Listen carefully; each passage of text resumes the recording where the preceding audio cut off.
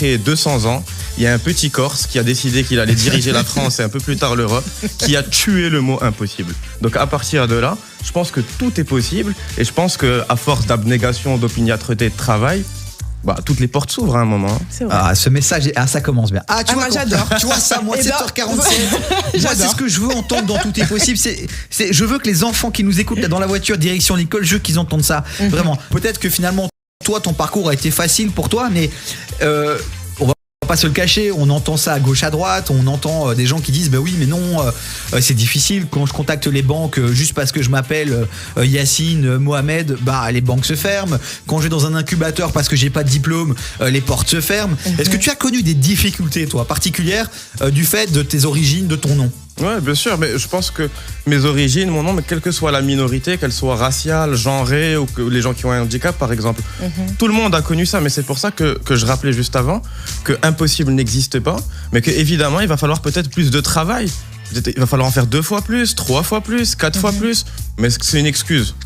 Pas du tout. Donc oui, j'ai connu des choses concrètes où je me suis dit mais on le sait jamais vraiment, où c'est bête, mais où pour louer un appart, on se rend compte que peut-être qu'avec un dossier avec le même nom, là ça serait passé, qu'on se rend compte que peut-être que le banquier, tout de suite il a un a priori à cause de mon prénom, mais en fait très vite il faut parler 5 minutes, il faut discuter 5 minutes pour se rendre compte que ça veut rien dire, mais à partir de là, est-ce qu'on veut faire... En fait, c'est un problème qui existe, c'est structurel et tout le monde le sait. À partir de là, qu'est-ce qu'on en fait?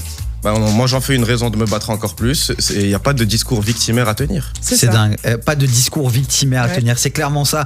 Pas de victimisation. Alors, est-ce que ça veut dire qu'il faut arrêter de se battre? Est-ce que ça veut dire que non, le combat, il va continuer? Il est long. Il faut continuer à se battre, mais par contre, on ne doit pas non plus rester dans l'optique si je réussis pas, c'est parce que non. Il faut continuer à se battre, mais en même temps, ça nous donne plus de motivation, comme tu dis. Et si je peux te compléter, tu sais quoi? Si on se dit tout, un petit coup de gueule. Oui. Et si je réussis?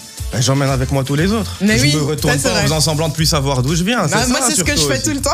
C'est clair. Tracy, on reviendra 2 secondes aussi tout à l'heure sur une histoire, parce que c'est vrai, toi aussi c'est important, tu as certainement des choses à nous partager. Mais si on a un qui a tiré tout le monde vers le haut, c'est Stromae. On va pas se mentir. Et là, il est revenu avec son nouveau son Santé. Hommage à tous ceux qui ne peuvent pas. À tous ceux qui ne peuvent pas boire de verre alors que les autres s'amusent. Donc on va se le caler là maintenant et puis on revient juste après. On continue le débat avec Yacine Raffi qui est avec nous, CEO de l'agence Raco. Il a décidé de prendre son destin en main et ce matin il donne une belle claque, une bonne dose d'inspiration. C'est tout est possible. Il est 7h49. Bon réveil tout le monde. Si vous venez d'arriver, en une phrase, c'est simple, c'est un étudiant, entrepreneur, il a lancé son agence, il est marocain, il est passé par la France, il est depuis 2 ans en Belgique et ce matin il a décidé de venir nous inspirer. Voilà, parce que j'ai remarqué qu'il y avait beaucoup d'enfants qui nous écoutaient le matin, beaucoup de familles à cette heure-ci et je me suis dit c'est l'occasion de leur faire passer un petit message et de leur dire que oui, tout est possible.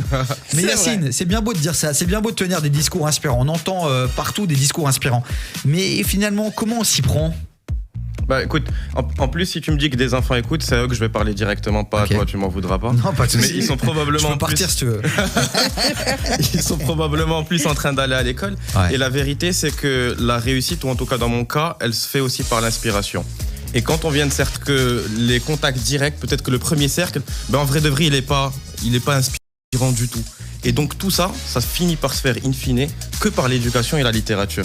Et la vérité, c'est que tout le monde a accès aux livres, que tout le monde a accès au savoir, qu'avec Internet, tout le monde a accès à la culture et que vous en saurez jamais plus sur votre envie d'entrepreneuriat qu'en lisant la biographie du fondateur de Nike, que vous en connaîtrez jamais assez sur l'amour qu'en lisant Jane Austen, que c'est les livres qui vont vous sauver. C'est une activité qu'on fait tout seul, qui est pas dans une communauté et qui pourtant vous réconcilie avec le reste du monde. Donc ça crée vraiment des rôles modèles. Alors lisez.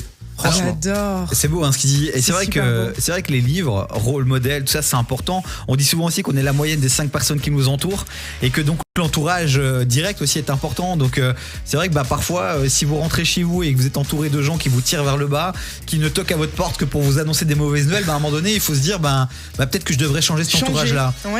Et vraiment c'est une règle, je vous le dis, vous pouvez aller suivre la meilleure des formations. Si au final votre entourage il vous tire vers le bas, vous pouvez faire ce que vous voulez, vous n'y arriverez pas ou très difficilement. Mais tu parles de livres, mais toi je te vois aussi dans beaucoup d'endroits, dans beaucoup d'événements de networking.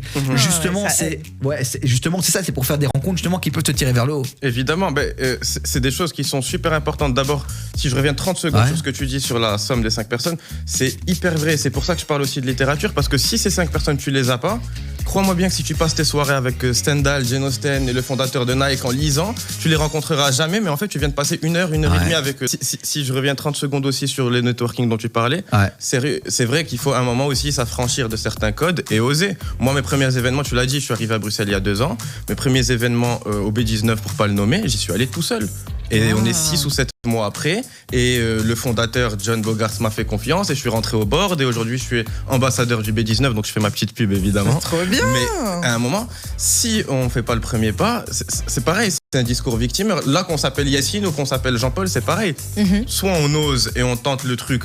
Et franchement, il n'y a pas grand-chose à perdre et il y a beaucoup à gagner. Fais tout ce boulot-là. Et moi, je peux t'assurer à 100%, et je te le signe ce matin sur Arabelle, jamais tu lèveras n'importe quel drapeau parce que tu réussiras. Il n'y aura ni racisme, ni rien du tout. Eh ben, on va terminer là-dessus. Merci Yacine.